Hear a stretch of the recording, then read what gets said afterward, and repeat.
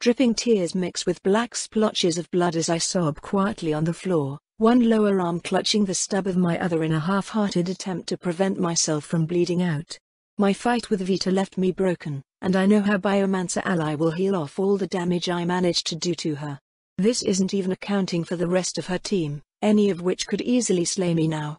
Even if they didn't see where I went, which I doubt, I left a trail of my blood here. Light-headed and woozy, I can barely even think straight. I wonder what it will be like to experience unconsciousness like humans do. This isn't my nest. I don't have a stored meal to retreat to. I haven't had a meal at all I could count the days, but I just want to do nothing at all. It's safe here, he told me.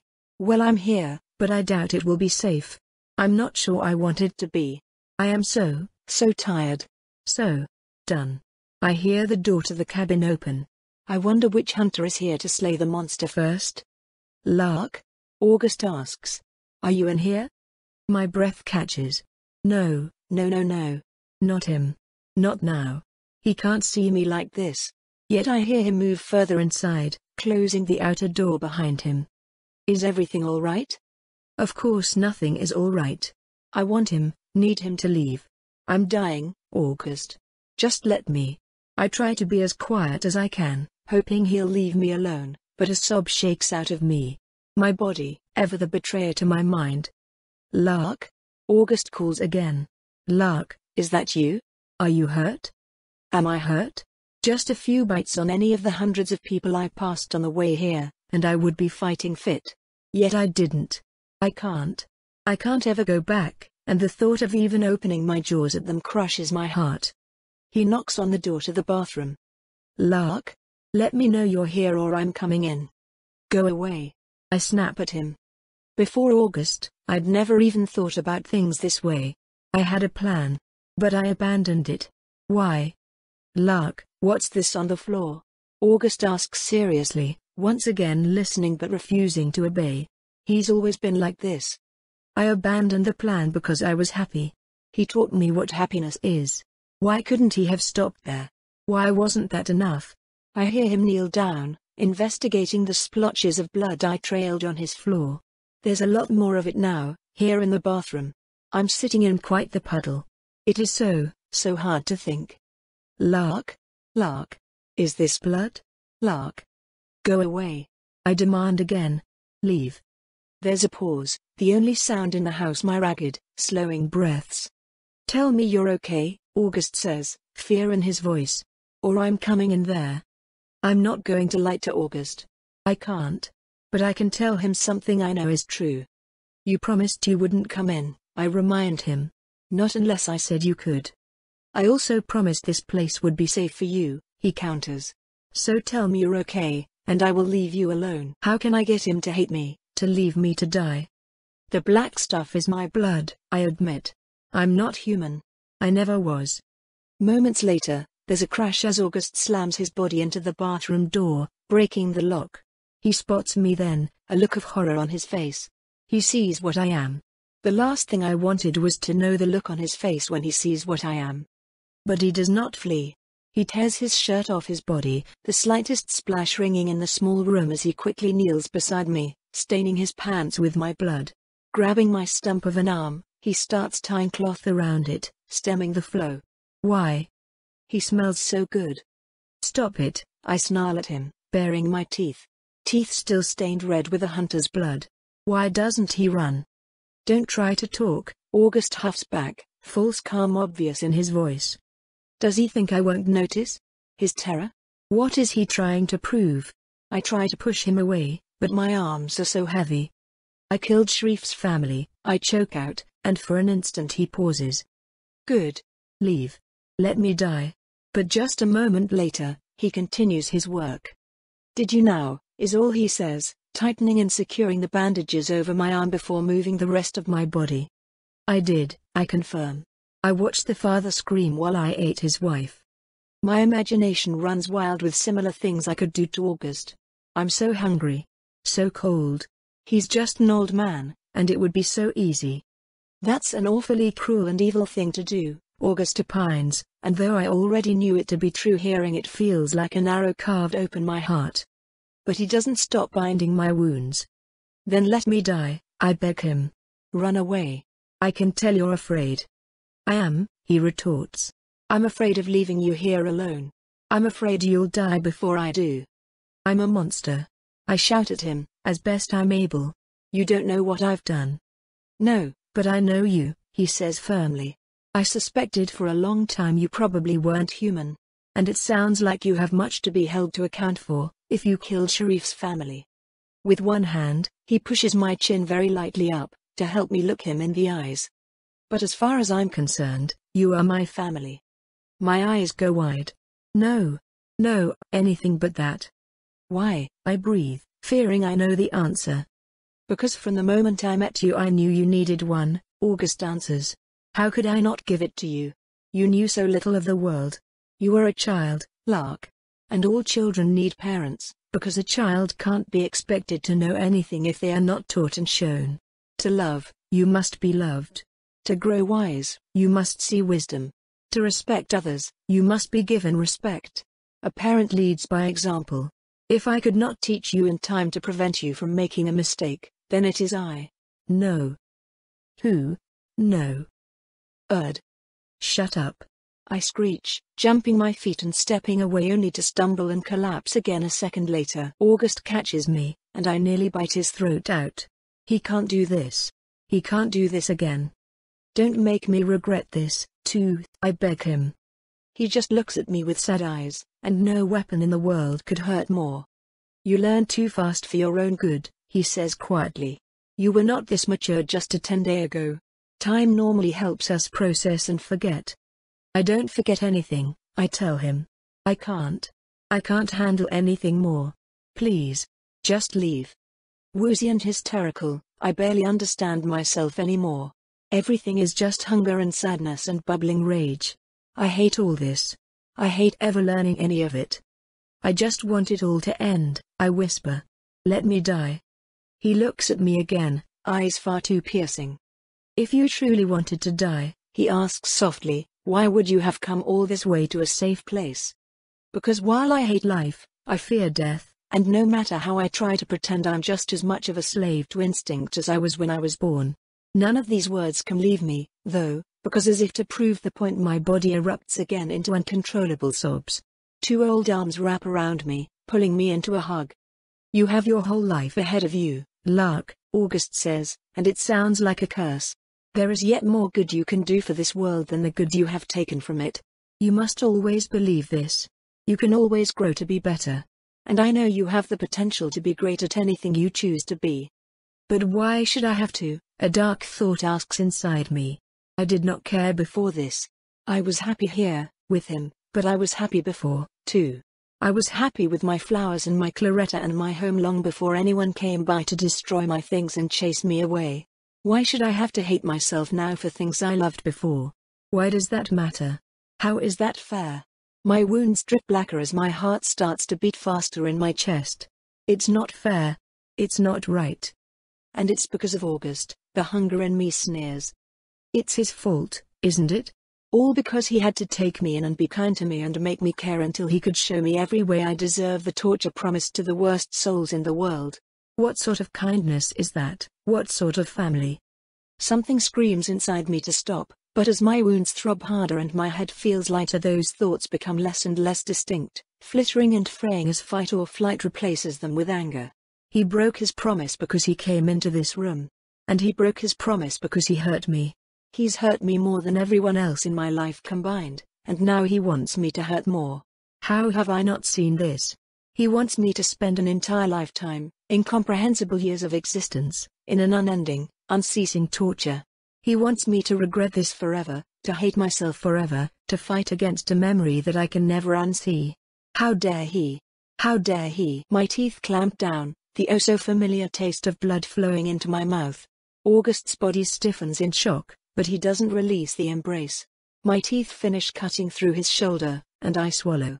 It hurts so much. How dare he? He doesn't have the right. A familiar scent wafts into my nose. The hunter. The monster that kills monsters. She's here. I bite down again, rage to the point of insanity filling my body. She found me. This isn't even a safe place. Liar. Liar. I swallow again, August's left arm going limp, now only able to hug me with half his body. I want to scream. I bite again. There's a slam as something hits the front door and fails to break it. I bite again as the door shatters, a shouting voice entering our once home. I bite again and my missing arm starts to regrow fast enough to tear the makeshift bandages he used to save my life. I bite again, and feel his one remaining arm softly stroke the back of my head. I bite again, and the flesh tastes like hash. Sobbing into the bloody shoulder of a dead man, it takes me a moment to register that the hunter is in the room.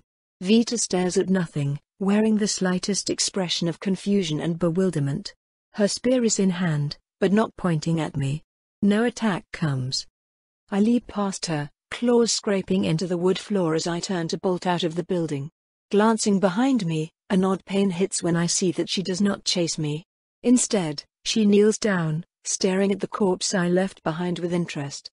I turn, fleeing into the forest, and immediately an arrow nearly tears me in two, knocking me to the ground by the sheer force of it passing. What was that? I leap away and instant later a gout of fire devours the spot I just stood, but as I dodge a sword catches the motion and cleaves through my rib. But still, alas, not enough to kill. Twisting, I grab the arm holding the blade and let the momentum of the strike drag me away from another arrow as I bite down.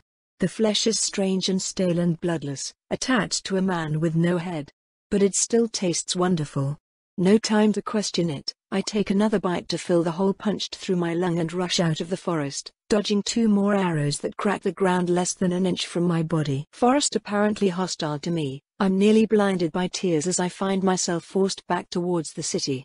Countless arrows rain from the guard towers as I return, but they lack both the force and the accuracy of what I can only suspect was Netta. So, was the swordsman Alan? How is he alive with no blood and no head? I've no time or real desire to consider it. I avoid or simply claw the barrage of arrows out of the sky and breach the city. Swarms of humans both furious and frightened span this place, kicked into a frenzy by my presence. But they are slow and I am clever. Many of the buildings, both large and small, have no people inside for much if not all of each day. And I must find a safe place to hide, because when I let myself think what I am about to think I will be crippled forever. Inside a two-room shed full of tools, I lock myself in, wet the entrance, and curl up in a ball to die. The unforgivable, unassailable weight of what I have done is too much. How could I? No. What a stupid question. Of course this is how it turned out. I am a monster. This was going to happen from the start, and it didn't become any less inevitable just because I loved him. The reality is, I did know. I'm not stupid. From the moment Claretta taught me to speak I understood that other creatures feel things. That they have emotions, that if I were in their situation I would suffer. The thought was just so abstract it was no more noteworthy than the acknowledgement that the sky is yellow.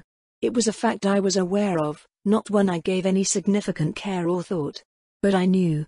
I knew when Fulvia screamed, I understood when Claretta wished me death, and I recognized the pain when I made a man watch me eat his wife.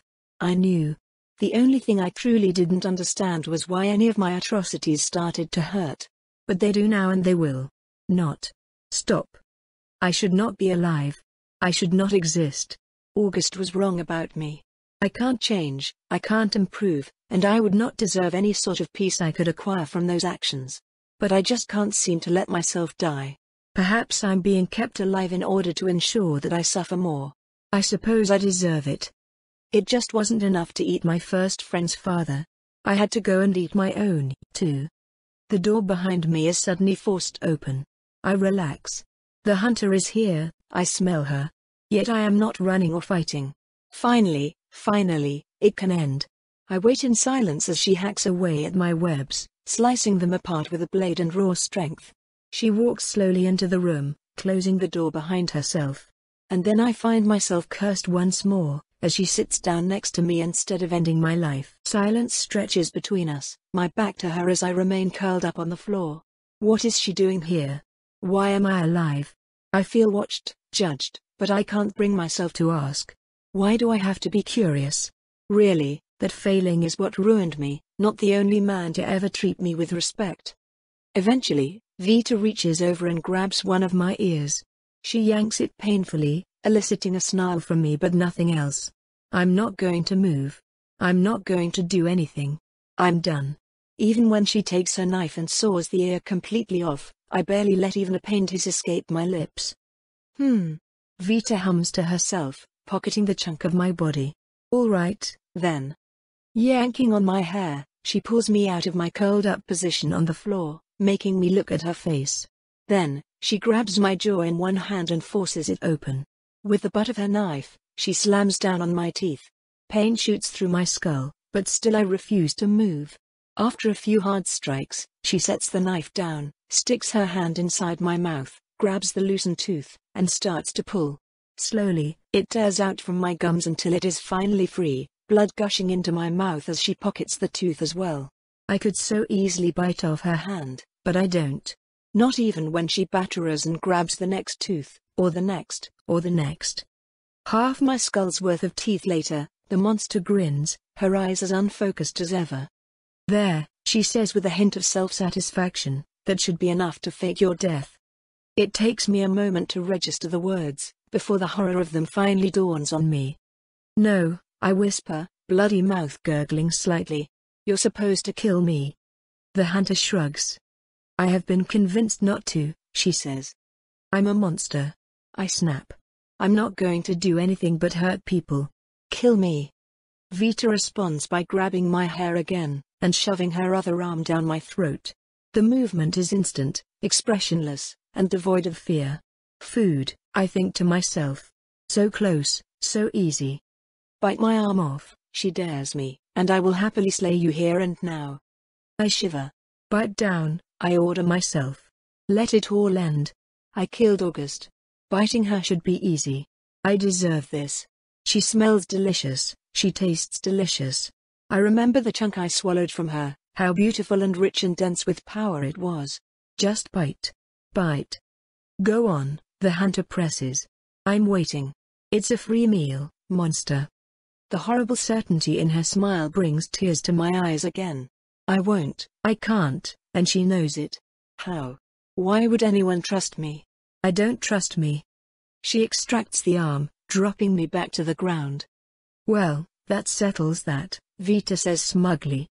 I've killed people before, I hiss impotently. Me too, the hunter dismisses. So what? I have tortured them, I snarl. I've eaten them. Me too, the monster smiles. So what? I have nothing to say to that, so she reaches into another pocket and pulls out what appears to be a dead field mouse. She looks at it, something invisible around her moves, and suddenly I smell the creature with that sense of mind that knows food from fodder. Yet far unlike what I would expect from a mouse, it smells heavenly. Such a big and beautiful soul, my fellow monster comments, stroking the dead rodent lovingly.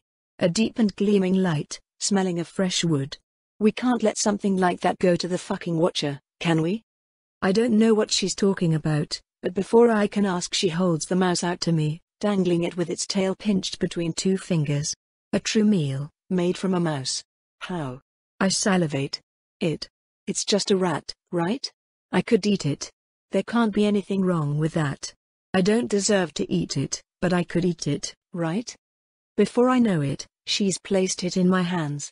It waits, as if expecting and accepting its fate. It smells familiar.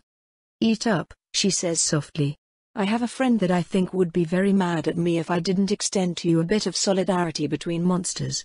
She lost her life trying to find a way to get people like you to stop hurting others.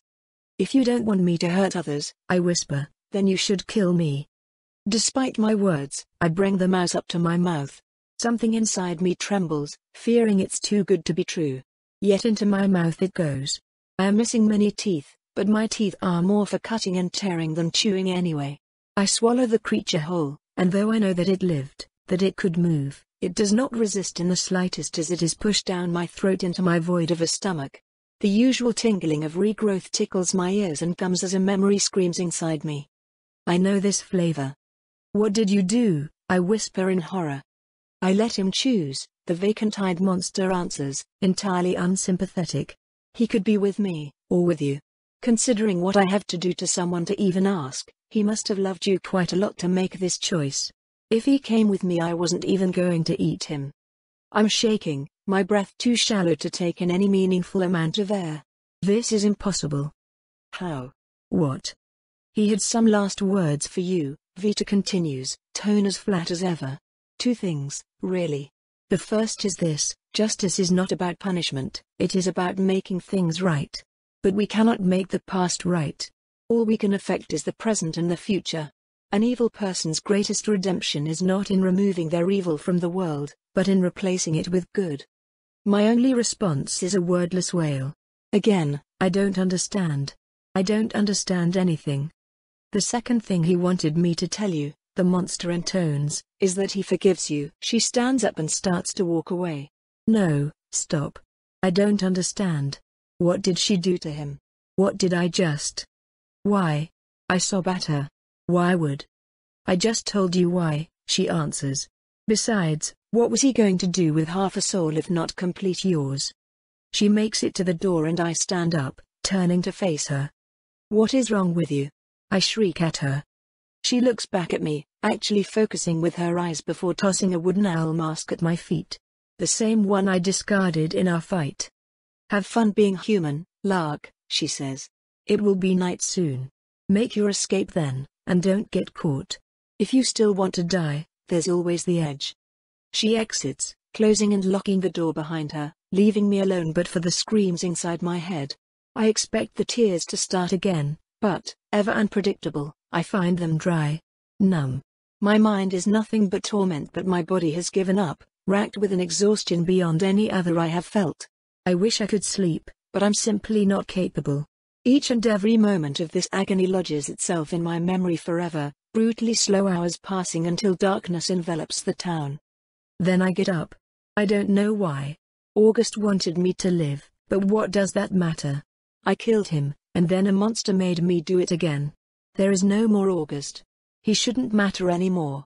So I tell myself as I find my feet padding silently through the darkness, mask on my face as I look for ways to leave the city unseen. He shouldn't matter anymore? No. He does, he will, and that is absolutely how it should be. This pain is what I deserve. No sleep, no forgetting, no death.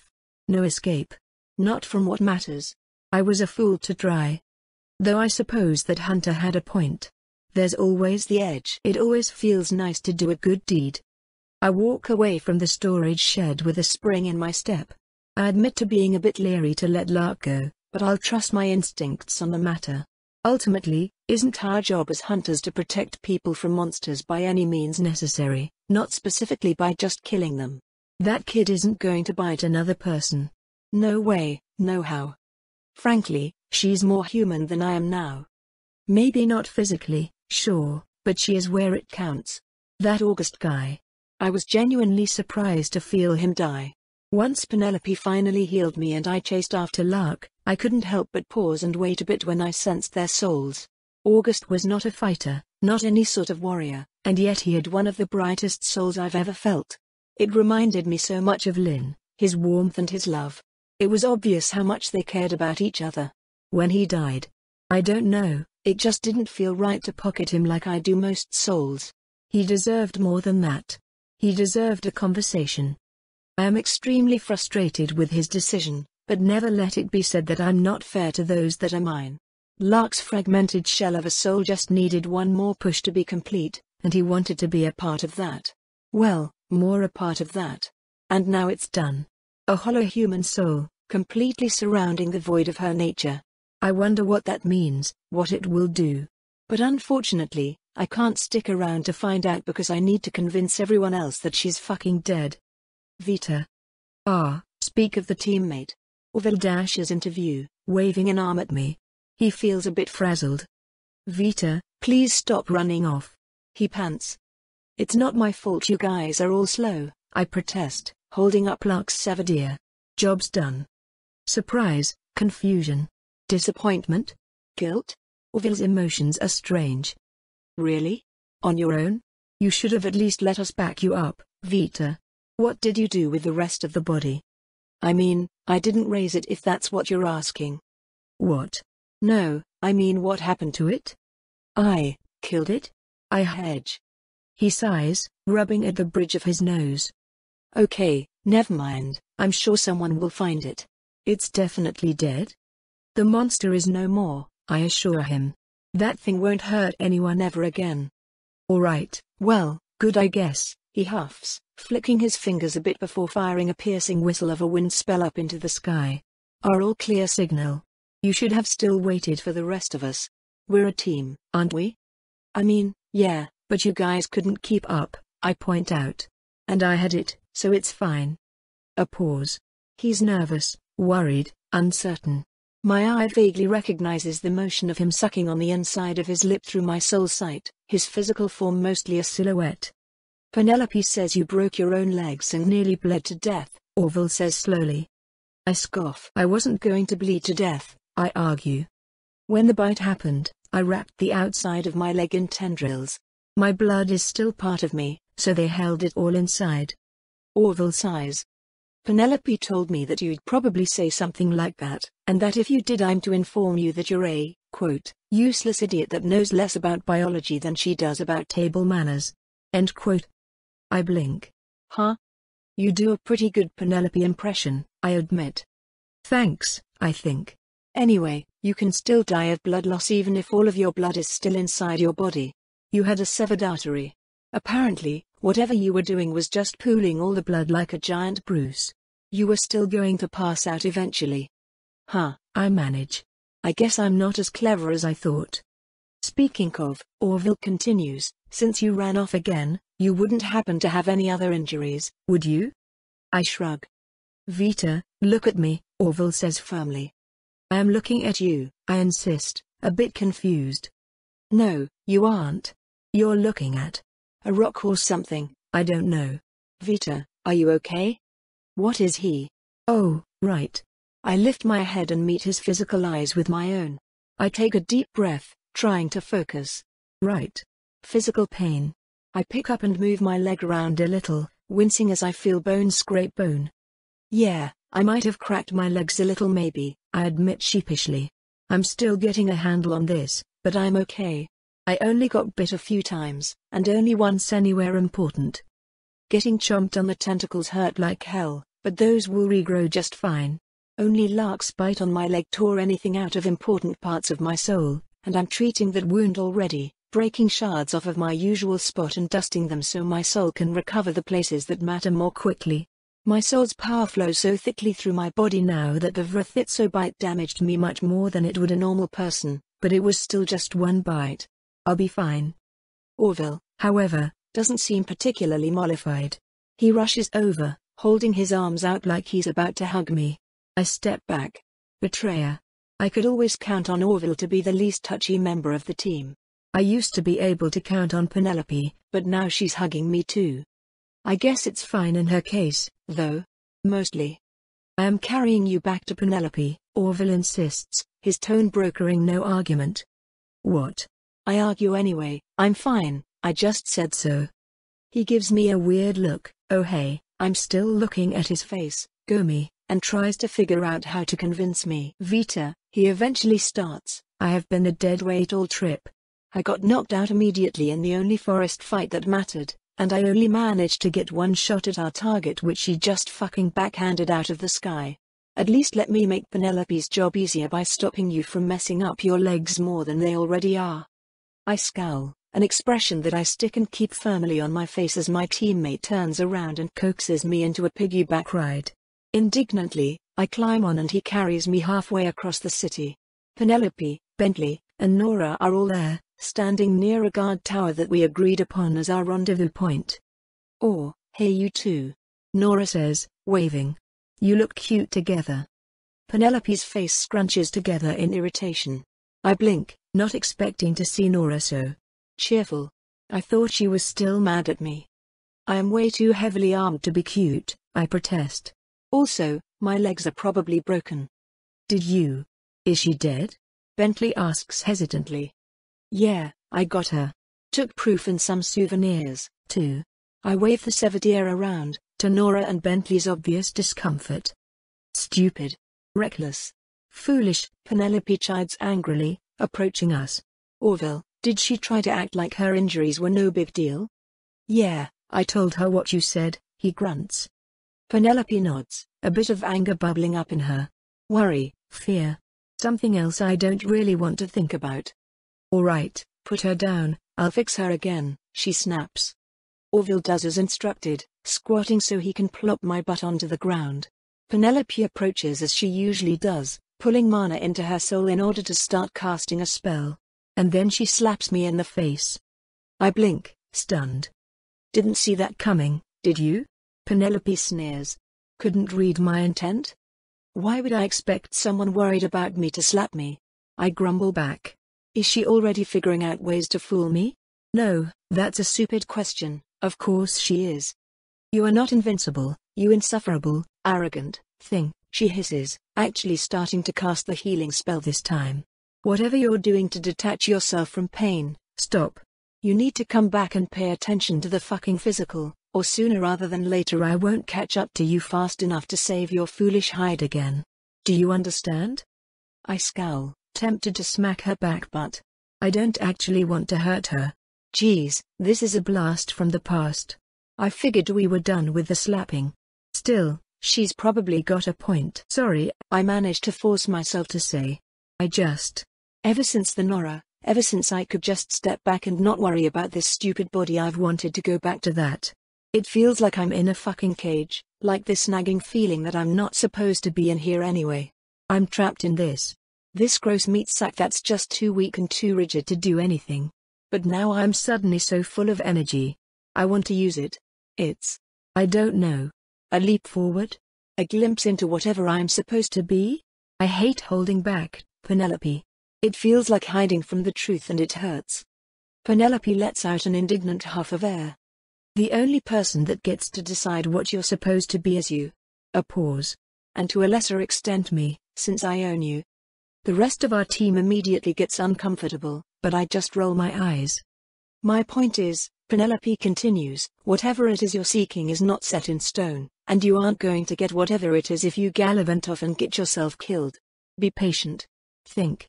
You can bloody well work through your identity crisis without breaking your fucking legs. Is that so much to ask? I scowl. Fine. I get your point, I grumble. You were much less naggy before you got a crush on me. At least Orville's never been weird about it. Silence. Then Nora wheezes like she suddenly can't breathe and I become surrounded by emotional chaos. Embarrassment, fury, despair, manic joy. Bentley stares with sad puppy dog eyes at Orville, who glances between Penelope and I in mounting horror as Penelope starts turning so red I'm worried her entire head will turn into a bruise. Fine. Penelope all but shrieks. Fine, I'm done. Go get yourself killed, tear your legs to shreds, I don't care. She gets up and starts walking away towards the forest. I think my legs are still broken. I call out to her. Then get someone to carry you. Penelope snaps back. Holy shit, I can't believe you just said that. Nora wheezes, leaning down to lift me up by the armpits. I yelp a little as she puts me up on her shoulders. Fuck, she's so tall, how does she live like this? It's just true, I grumble. I know, Nora laughs. It just really hits home how Vita you are. You know? You've been even more Vita than usual lately. I wrinkle my nose. You say that like it's a bad thing. No, Nora insists, starting to walk after Penelope. Just the way you think differently from other people, it feels like that's been getting more prominent. I don't know, it is what it is. There's bad parts maybe, but there's good parts too. Maybe I just don't want to put in as much effort to pretend to be something I'm not anymore, I answer, shrugging. Honestly, I haven't really noticed. It just feels natural to me. Nora nods slowly. I've been thinking about all that, you know? She says. About how Penelope thinks you're a human experiment. About? I don't know, I guess all the stuff you just said about feeling trapped and wanting to be yourself and stuff. Some bastard shoved a talent in you that you never asked for. That's not fair, that's not your fault. Well, I think it might be a little more complicated than that, I say. My soul is all kinds of weird. But, are we still friends? Of course we are, Vita, Nora insists, and I know she means it. I don't think I can agree with everything I'm afraid you might be doing, but Bentley is right. You're not a bad person. You're our Vita. Please stop hindering yourself, though, Bentley chimes in. How long have you known? Vil mutters quietly at me. Known what? I ask him. How long have you known he's had a crush on you, Vita? Nora translates for me, suppressing another chuckle. Oh. I don't know, I shrug. Like a month, I guess? It's okay, Orville, I don't really care. Unfortunately, that just makes him feel worse for some reason, and Nora starts hooting with laughter again. Bentley gives Orville a sympathetic pat on the shoulder. I look around at everyone with confusion. Sorry? I hedge. No. Nora chokes between howls of laughter. You're fine, Vita. Go ahead and let him down easy. And then she starts laughing harder. Well, I guess that's okay. It seems like we've made up, which is really good. I was worried. Nora is a really important friend. We've fought together, saved each other, and helped each other in a lot of places. I really don't want animancy to push the team apart. We start our journey back to Skyhope. It takes a day for Penelope to be willing to heal my legs, and another day for her to talk to anyone without biting their head off. Apparently, publicly announcing other people's crushes is a social no-no. I will do my best to remember that, I guess. Still, my body feels fresher and better, more my own. My team is being less weird about it, even asking me stuff about how my abilities work with genuine interest. They're talking to the Revenants more, with even Nora treating them like people. I'm happy. The trip home is a good one. On the last night of our journey before returning to Skyhope, I wake up in horror to the feeling of Alan being shattered into innumerable pieces, his soul destroyed forever as Nora and Bentley stomp his bones to dust.